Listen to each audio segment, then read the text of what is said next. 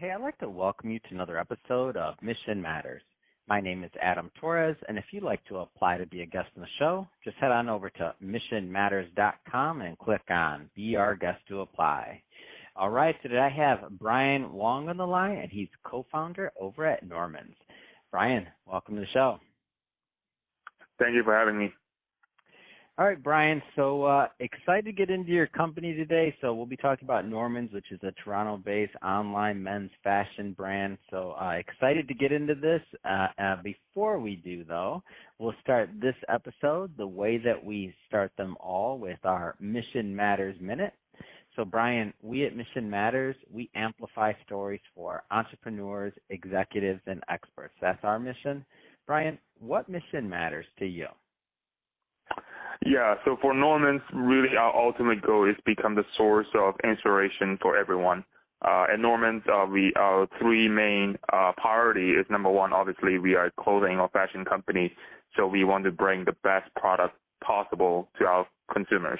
And number two is that we do have a storytelling component with our brand. The ambassadors that we use are not typical professional models, but rather they are people that we think have inspirational stories to tell, and we want to use this as a platform to really accumulate and archive all these great stories and eventually, like I said, become a source of inspirations for everybody. And last but not least is that we also try to practice sustainability. So with the materials that we use end-of-line materials to try to make good use of things that supposed to go into waste. And also in our packaging, we also try not to use plastic so that we reduce the contribution into plastic waste from fashion. So these are our three main missions. And ultimately, like I said, we want to become a source of inspiration for people out there. That's awesome. I love bringing mission-based entrepreneurs onto the show to share their business, how they're doing, what they're doing, and really what we can all learn from that so we all grow together. So great having you on. I guess just to get us kicked off here, Norman's, I mean, what led you to launching a fashion brand? Like, how did all this come about? Were you always an entrepreneur? No, so actually, funny enough, like both me and my other co-founder or business partner, Kingsley, we were both working in corporate Canada, corporate America for a little while, and we have been friends since elementary school essentially, and we have always been in touch even though we might be in different countries of the world, and we have always been talking. We knew that we always want to kind of do something together, and basically around the peak of the pandemic, we were like, okay, well, let's look at what kind of resources that we have. So he has experience running a garment or fashion business, and then I obviously have my experience in Canada or like North America working in corporate.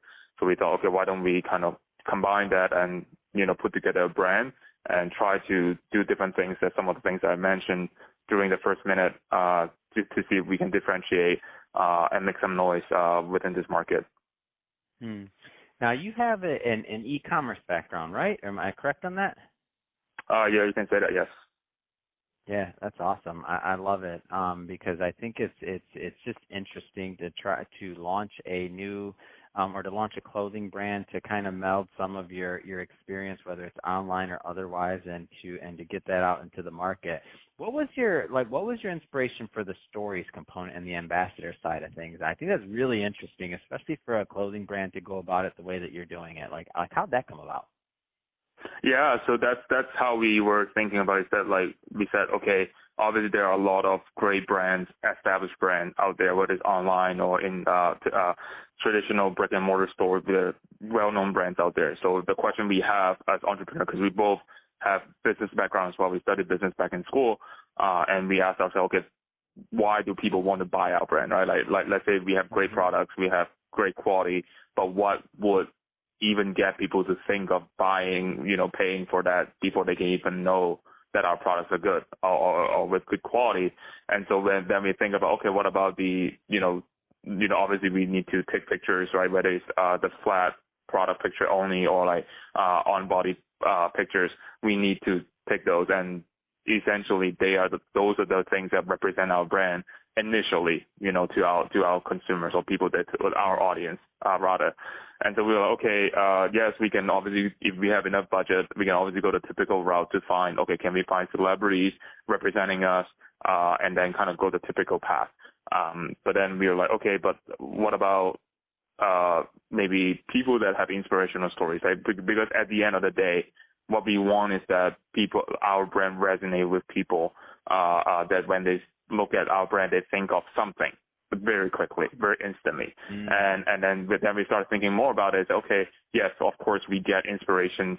We get inspired from, say, celebrities or well-known people. I get inspired by, say, Jeff Bezos. I get inspired by, maybe Elon Musk, right? Like, so these are business people, like, very successful.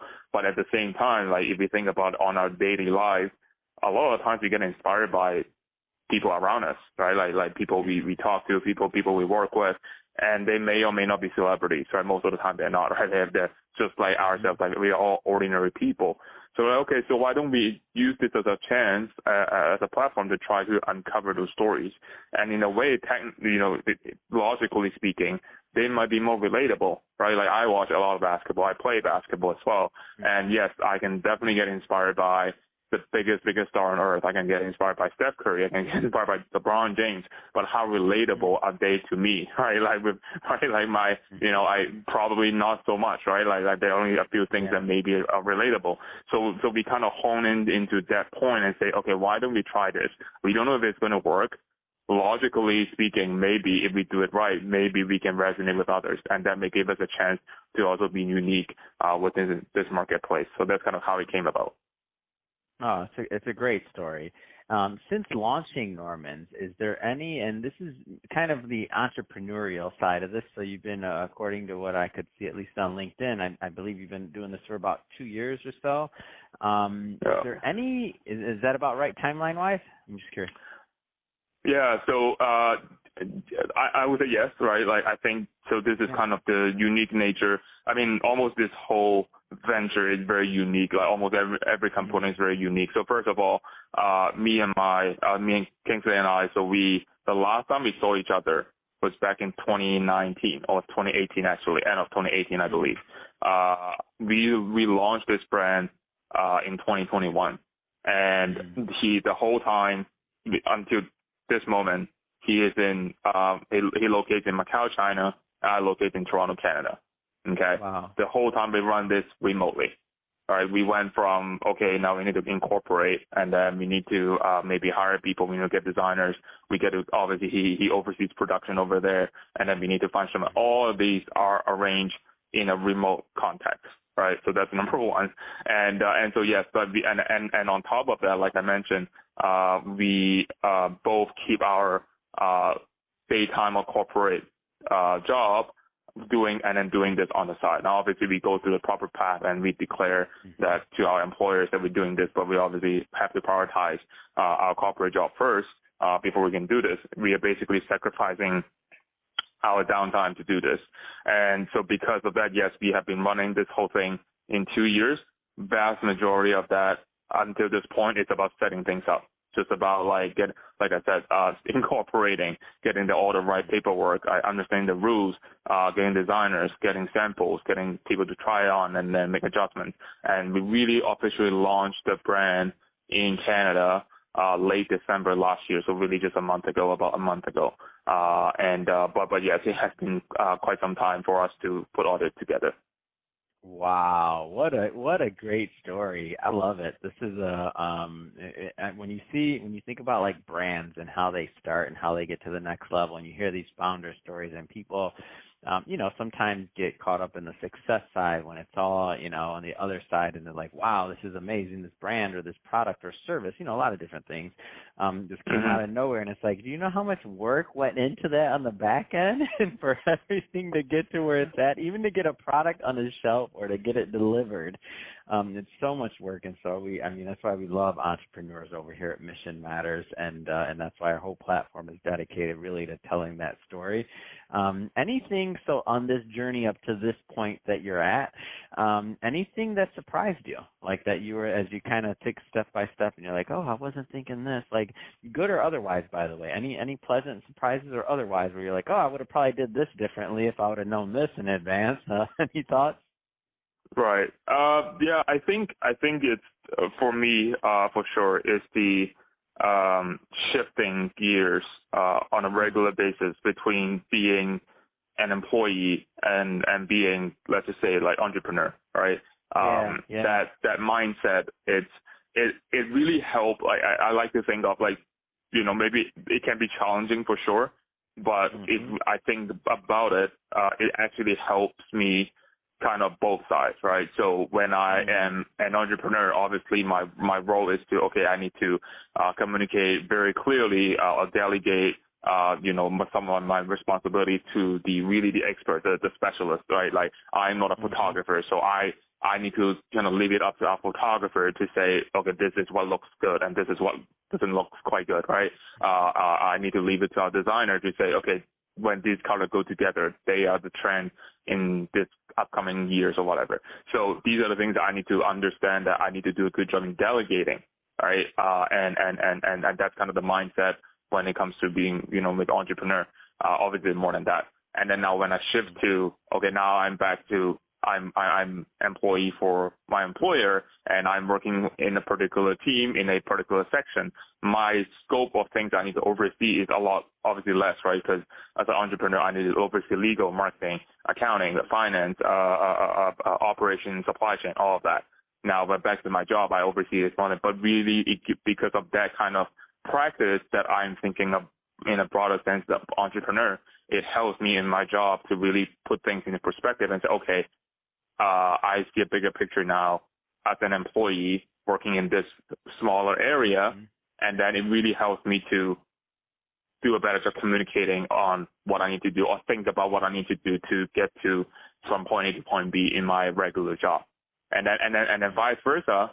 Because I understand what it feels like being an employee or working for somebody, and so now when I now go back to entrepreneur mode and talk to the people that we work with, our staff, I have that perspective, and I'm 100% able to relate to them, and I can very quickly think about, okay, why would they say that, or why would they think of that, or why would they prefer certain things, right? Why do they not want someone to text them at 7 p.m., right? Like what, of course we know why.